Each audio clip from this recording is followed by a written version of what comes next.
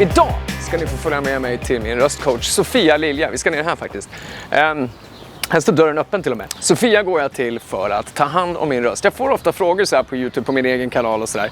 Hur gör du för att ta hand om rösten? Har du några tips? Hur värmer du upp? Och idag ska ni få se det här hos Sofia Lilja. Jag träffade Sofia när jag gjorde Idol för 16 år sedan nu. Så då var hon röstcoach i Idol och sen dess har vi jobbat ihop. Så det är många år. Hon är röstcoach, hon är artistcoach, hon är KBT-terapeut, hon är mentalcoach, hon är allt. Det är en riktig jävla power den här kvinnan kan jag säga. Det är som att gå till gymmet för mina stämband. Pilates, yoga, en liten kombination helt enkelt. Nu går vi ner och hälsar på Sofia. Nej men hallå där eller? Hej, vi är lite tidiga. Ja, hej. Kul att se er. Ja, detsamma.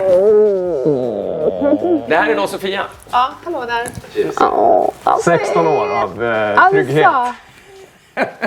16 år Sofia, det är ändå... Nej men alltså, var ska man börja? Var börjar man? Jag vet inte. Nej, inte jag heller. Jag kommer ihåg första gången jag hörde talas om den här fantastiska rösten och ynglingen från skogarna, Knivsta. Jag bara, vem är det? Ja. Och så helt plötsligt, så här kommer han. Så bara, jag kommer så exakt ihåg känslan när du kliver in i mitt sångrum. Ja, vad var det för känsla då? Ja men den var så här, vad spännande. Ja.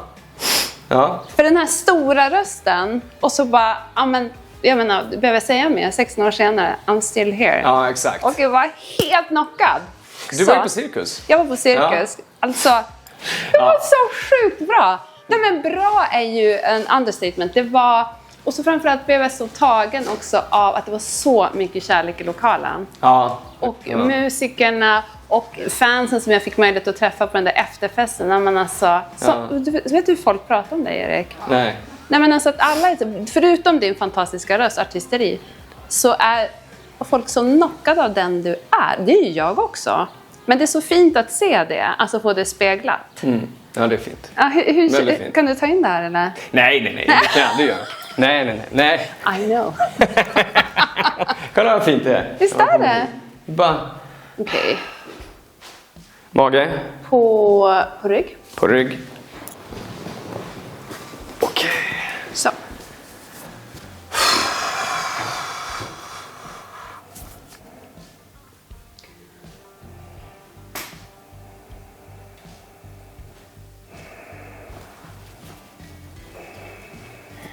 Så andas ut in.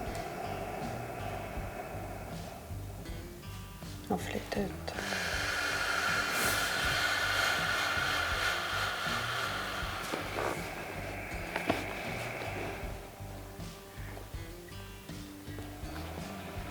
Och slappna i käken, tungan. Exakt, så.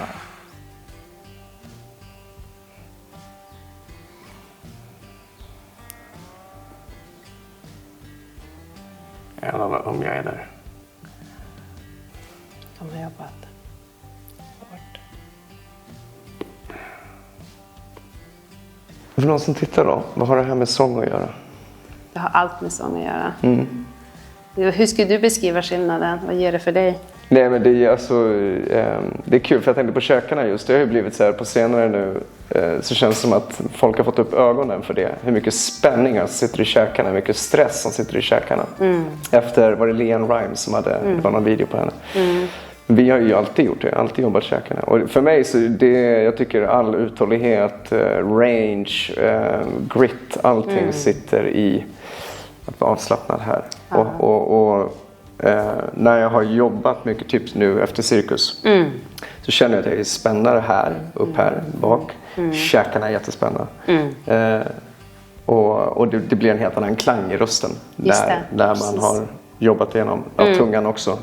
Där sitter också mycket range. Vad skulle du säga? Nej, men jag skulle säga dels, jag tänker så här, många av oss biter ju ihop istället för att bita ifrån. Alltså att vi biter ihop, man lägger mycket press på sig själv, man vill prestera, man ska ha koll. Och käkarnas, spänningen börjar ju egentligen i käkarna från det att vi får kindben. Alltså bebisar börjar bita på saker. Så det ligger rent biologiskt att vi ska använda. Men människan använder ju käkarna mer alltså mentalt än vad vi egentligen kanske är skapt att gnaga på, du vet, bark eller vad det nu kan vara som vi är rent evolutionärt. Utan det sitter så mycket emotionellt här att bita ihop. Och det kan man ju se på en person som är stressad, till exempel om man har det så håller det på att tuggar eller man processar mycket på nätterna. Och som sångare är ju att om man är spänd här, och jag tänker du beskrev här efter cirkus, här sitter ju dels att bära huvudet och allt som huvudet bär på rent mentalt, stress, hur jag kommer att funka, hur det kommer att bli, allt man ska hålla i huvudet. Men sen också att det sitter mycket stress här, det är ju den bakre delen, reptilhjärnan. Så det är många som kan känna, speciellt om man har haft utmattning, så kan man känna nästan som att det drar här. Eller om man har varit väldigt kognitivt överlastad kan man känna sig helt nästan varm här. Så man kan också känna på sin egen hjärna hur mycket den har jobbat. Så det är jättestor skillnad. Och då har vi ju inte ens pratat om tunga. Nej, exakt. Precis, men det ska vi göra nu. Det ska vi göra nu, exakt. Här inne brukar vi oftast vara. Den här tavlan gillar jag. I've been to hell and back, and let me tell you, it was wonderful. Kände du att jag var spänd också? Ja. Eller? Ja. Yes. Men det som också är viktigt, tänker jag, att komma ihåg, som vi också pratar om, är ju att det är ju normalt att vara spänd. Ja, men jag vet. Jag tror att jag kanske inte riktigt förstod förrän efteråt hur mycket det har varit med liksom, att få ihop plattan, cirkus, få ihop band, få ihop rep, få ihop show och gigga och göra det och gå ut och liksom. Men efter cirkus på torsdagen där, jag var så helt slut. Och det var då jag tror att jag förstod att bara, åh jävlar, nu kommer allt det här i fatt mig. Liksom. Jag har tillåtit mig själv, som du sa. Sofia pratar mycket om så här, kropp först och sen röst. Men också att tillåta mig själv att verkligen. Mitt problem då är att då har jag kanske inte haft mina rutiner att göra det här liksom, röret, värma upp eller utan då har jag bara gått ner helt. Ja, precis. Och då blir det som en krasch. Exakt, och det blir ju inte bra med tanke på att du, när det för det ska vi prata om.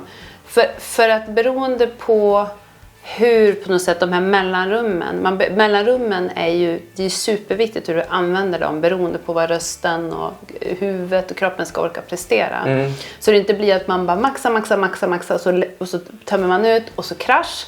Och så sen förväntar man sig att rösten och psyket och allting ska vara precis som där man klev av scen nästan. Nej. Utan du behöver ju, och då är det nästan bättre att inte gå ner sig helt utan kanske satsa på sömn, kost, men träning och då lite mjukare träning. Både för kroppen men också rent mentalt. Vad tänker du? Jag tänkte tillbaka på att jag var hos PT:n igår och var mjukare träning och köttade ur kroppen. Men jag har ju svårt för mellanläge, det vet du. Ja, det är så gammalt. Ja, jag har jättesvårt att hitta mellan. Och du är ju inte ensam om det. Det är ju också det som är svårigheter med människor som har en enorm kapacitet. Jag tänkte på det också när jag såg dig där på cirkus, att kunna. Någonstans så tror jag att du har en förnimmelse av att du vet att du är kapabel till det du gjorde. Vilket typ ingen annan är förutom du. Och att då sen ha någon slags, men vi puttrar på lite här, lyfter lite lagom, gör det lite lagom. Det blir ju också jättekonstigt, det blir nästan som en dissonans rent mentalt. Men det är det som är din träning. Alltså för att kunna fortsätta leverera på det där sättet och göra det om igen. Yes. Så nu ska vi ta tungan, du ska få ha här. Du får kaffetunga igen. Jag tar den tunga jag får. Sofia fallt det. Min äckliga kaffetunga. Värst alltså. Och vad är det vi brukar säga då? Möt smärta med mjukhet. Exakt.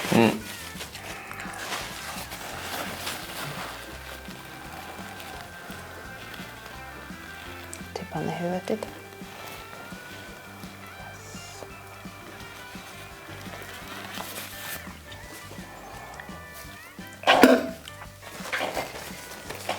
Skål. Hur känns det? Jag skulle säga slämmigt men nyttigt. Ja, precis. Det är okej. Och släpp.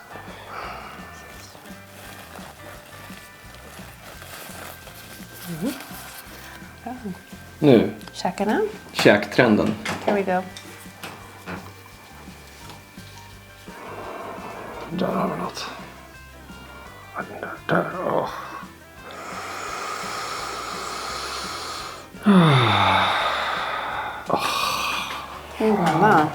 alltid så sjukt. Man har så en jäkla skillnad i sidorna.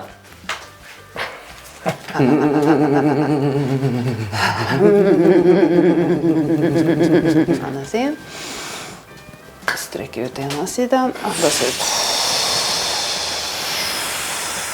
Sträck ut sidan. Känner du sträck i ryggraden. Nacken. Slappna.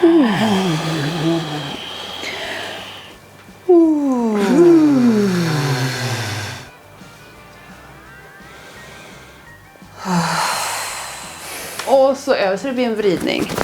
Ja, men nu kommer jag råka. Ända för plats. Det är bara kör.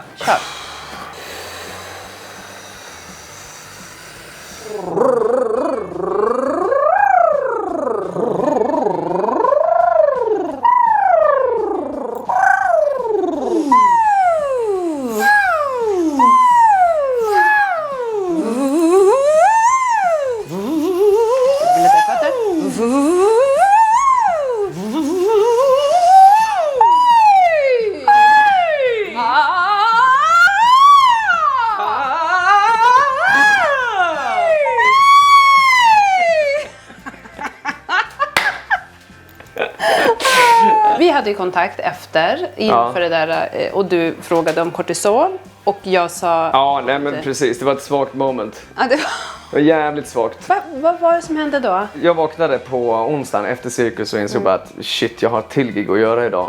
Och jag vet inte hur jag ska göra det. Ingen aning. Alltså, och vad var det då, precis, vad var det som egentligen var svårt då? Alltså var det att du var helt slut kroppsligt, mentalt, eller var rösten borta, eller hur var det? Men det var nog en kombo. För att sen så när jag väl kom igång på kvällen, efter 4-5 bärs. Dude! Då blev det kanon. Nej, men jag vet ju att när jag sjunger på scenen, då sjunger jag med teknik. Och det sliter inte mycket som allting annat runt omkring. Såklart. Förberedelserna inför cirkus, repetitionerna. Det var ju som att vi hade giggat. Vi körde ju igenom setet 7 gånger innan vi ens hade gig. Från början till slut? 7 gånger? Ja, 7 gånger. Det krävs sån kondition, både fysiskt, mentalt och vokalt, att göra ett sånt typ av set med de typerna av låtarna och med det uttrycket du har, med den energin. Vad kan du ta för lärdom mer idag från onsdag? Nej, men det är som sagt, jag vet ju om det här, men det som sliter på mig och på min röst, det är att inte få tillräckligt med sömn och att vara på de här efterfesterna efter gig. Alltså att vara ute i miljöer där det är hög musik och man ska stå och prata. Alltså när jag har gjort föreläsningar till exempel så kan jag känna att det sliter mer på min röst än att stå och sjunga ett helt set i 90 minuter. Så att det blev, men det behövde vara det nu för det var så speciellt moment och tillfälle och sådär. Men det blev mycket runt om som också slet. Yes. Alltså, allt möjligt. Men det var ju självvalt. Jag har ju valt att det ska vara så. Men det är också den här delen av mig som jag säger, men jag är ändå ute och kör. Vad fan, kan vi bara... Okej, vi kör då. Ja. Det är kul att gigga liksom. Men sen så kände jag verkligen att jag låg och sov till typ 5 på kvällen. Och sen så var det jag struntade i soundcheck, jag struntade i rep. Och sådär. Men det blev ändå, det blev jävligt bra. Men jag undrar då, hur värmde du upp rösten? Nej, men jag kör alltid en ordentlig röstuppvärmning. Jag kommer igång med kroppen. Och sen så när det närmar sig gig, när det är en halvtimme kvar, då gasar jag mer. Alltså då tar jag bröströst och liksom testar höjd och sådär. Och 4-5 vers. Precis. Det är inte jag som rekommenderar det. Jämfört med när man var jetlaggad och flög till USA och gjorde så här. Men nu har vi 5 gig på raken här med Skid Row varje dag. Och med den katalogen och de låtarna. Då kunde man känna sig sliten dag 6 där liksom. Men så här, tänk att du har gjort det. Ja. Nej, men, så att jag har ju verkligen det perspektivet att det är hur lugnt som helst. Men det är det här med att jag behöver hitta det här mellanläget. Att jag faktiskt gör någonting när jag är hemma också för kroppen och rösten. Det blir bra det här, va? Ja. Det löser sig. Det är ingenting som ska lösa sig. Nej.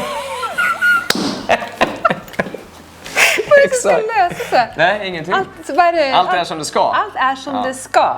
Exakt. God damn it. Tack du. Ja, det gör vi. Ja. Så går det till när man kommer hit Exakt. till den bästa. Ja, men så där ska det gå till, fan. Sofia är ju bäst i världen, skulle jag säga. Så på många sätt. Man lämnar ju det här med ett lugn och med ett självförtroende och med ett... Inre frid. Med inre frid, exakt. Och som sagt, det är röstvård. Och då är det hela kroppen. För allt hänger ihop. Utan en stark kropp kan man inte ha en stark röst. Stark kropp, stark röst. Så säger vi. Och så åker vi hem. Klarade mig från att få böter i alla fall.